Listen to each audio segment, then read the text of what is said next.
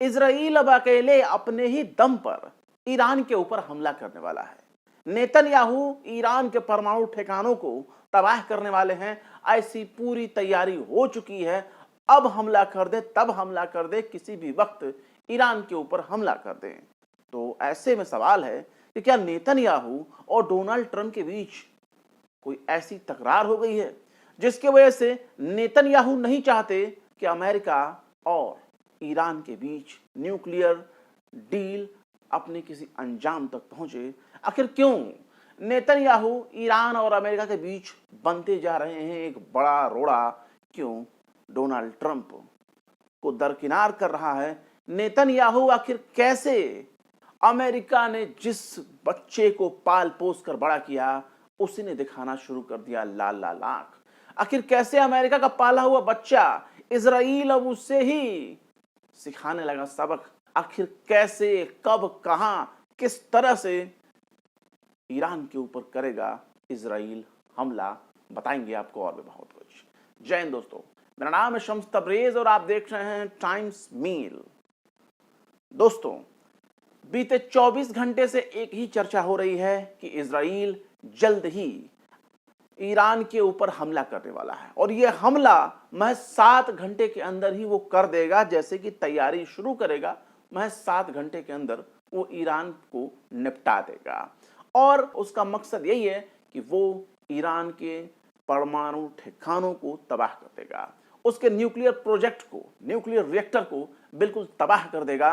और ये पूरी की पूरी प्लानिंग ऐसे वक्त में बताई जा रही है जब डोनाल्ड ट्रंप और ईरान के बीच में बहुत कुछ ऐसा है जो सुलझने वाला है और डोनाल्ड ट्रंप जल्द ही ईरान के साथ न्यूक्लियर डील पर साइन करने वाले हैं। दोनों के बीच कोई ना कोई ऐसा करार होने की नौबत आ गई है, सूरत आ गई है जब एक दूसरे के कट्टर दुश्मन थोड़े से दोस्त बनने के करीब आ रहे हैं। हम बात कर रहे हैं अमेरिका और ईरान के बीच की न्यूक्लियर डील की और ये डील इजराइल नहीं होने देना चाह रहा। कहा यह भी जा रहा है कि नेतन्याहू इस हद तक बौखला चुका है कि वो चाहता ही नहीं है कि ईरान के साथ अमेरिका की कोई करार हो सके और इस समझौते को खत्म करने के लिए वो ईरान के ऊपर अटैक करना चाहता है।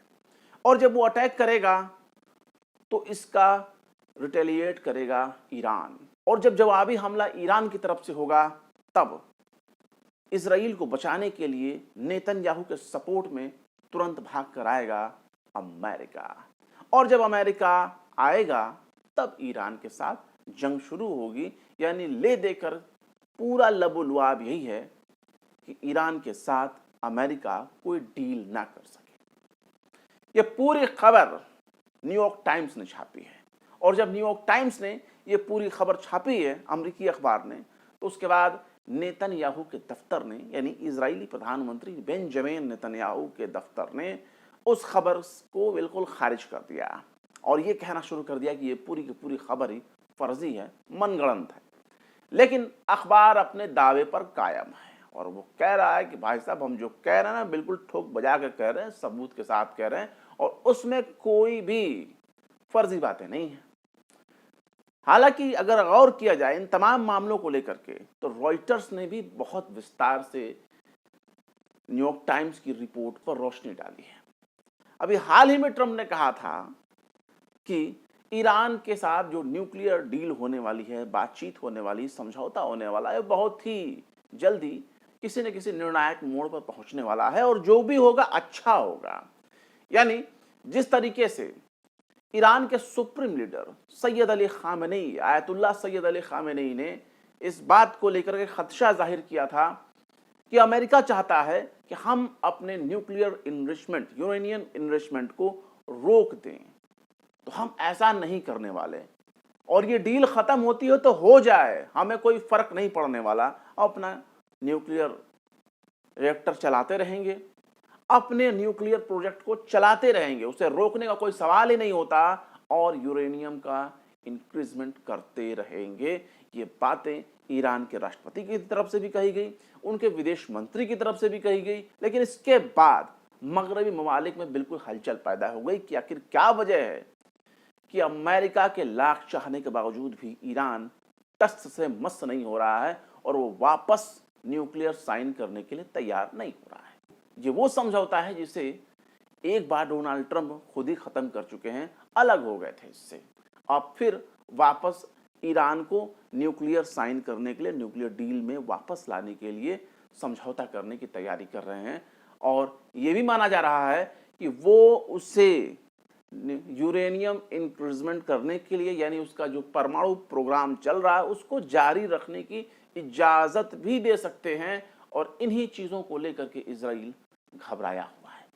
अमेरिकी राष्ट्रपति डोनाल्ड ट्रंप ने बुध के रोज कहा कि उन्होंने बीते हफ्ते इजराइल के प्रधानमंत्री बेंयामीन नेतन्याहू को इस बात के लिए चेतावनी दिया कि वो ऐसा कोई भी कार्रवाई ना करें जिससे ईरान के साथ उसकी न्यूक्लियर बातचीत, न्यूक्लियर समझौता, परमाणु वार्ता विफल हो, नाकाम हो।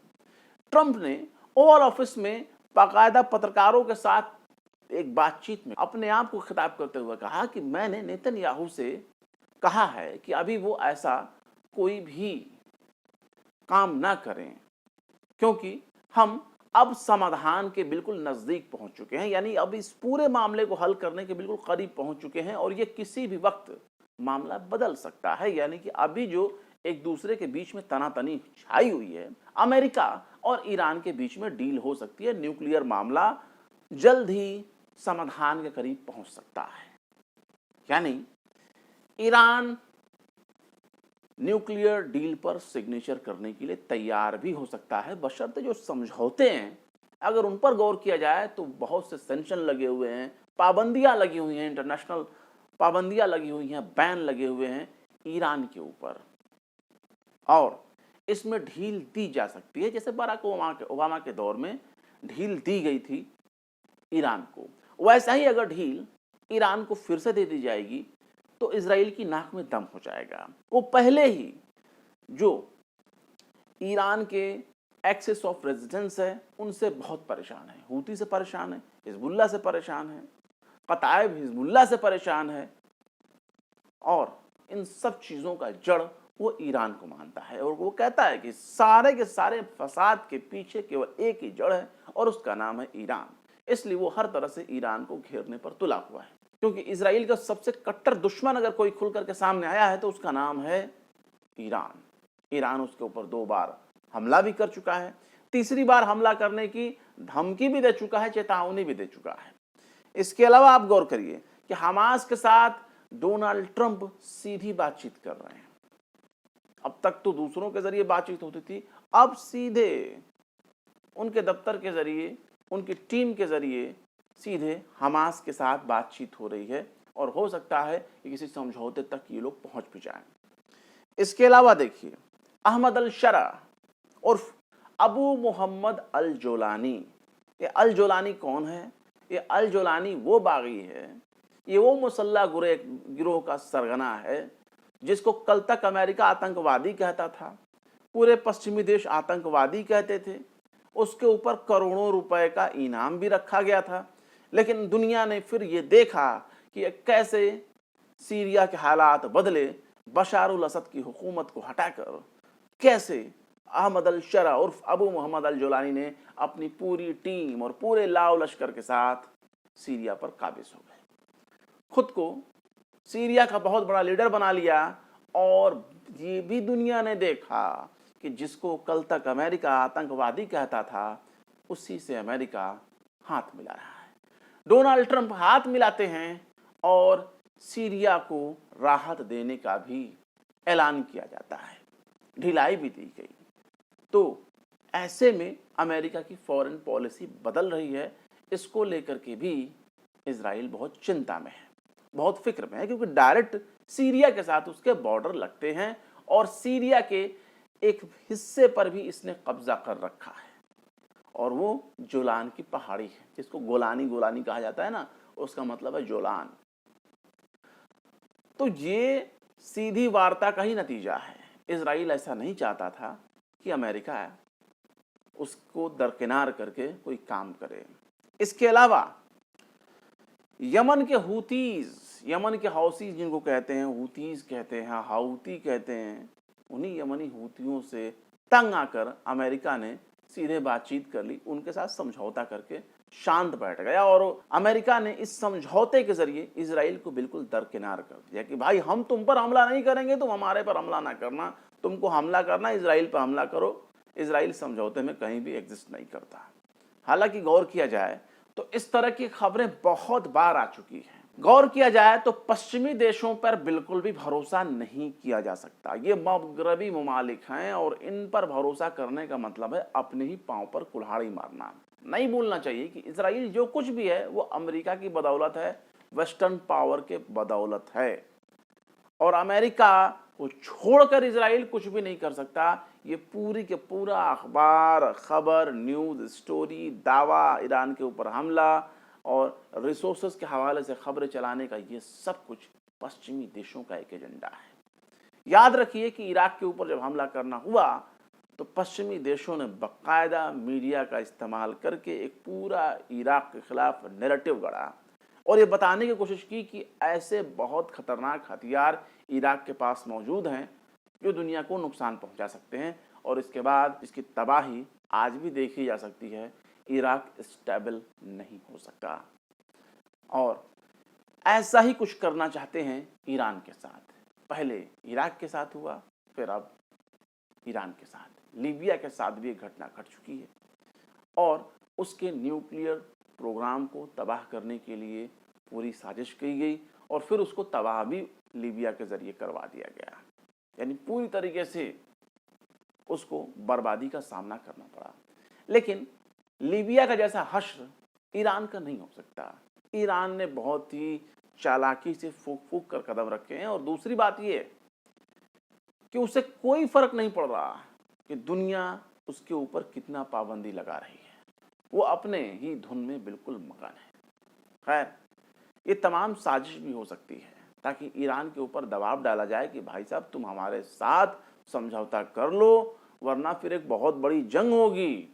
आज जो हम शर्त तुम्हारे पे थोप रहे हैं उस शर्त को एक्सेप्ट कर लो, वरना तुम्हारा अंजाम बहुत बुरा होगा।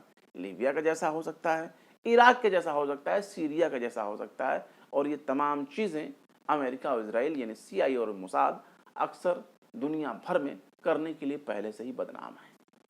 खैर, बात कर लेते हैं गज़ा की। अगर गज़ा की बात ना करें तो फिर मिडल ईस्ट की खबरें इंटरनेशनल न्यूज़ ही बेकार है।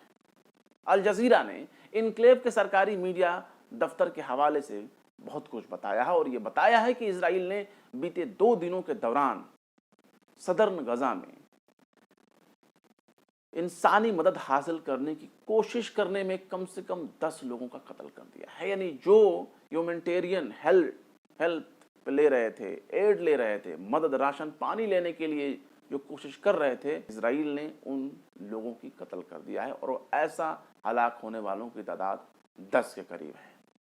इसमें बताया गया है कि सैनिकों ने डायरेक्ट, इजरायली सैनिकों ने डायरेक्ट जो है वो गजा में भूखे फलस्तीनी नागरिकों पर गोलीबारी की है।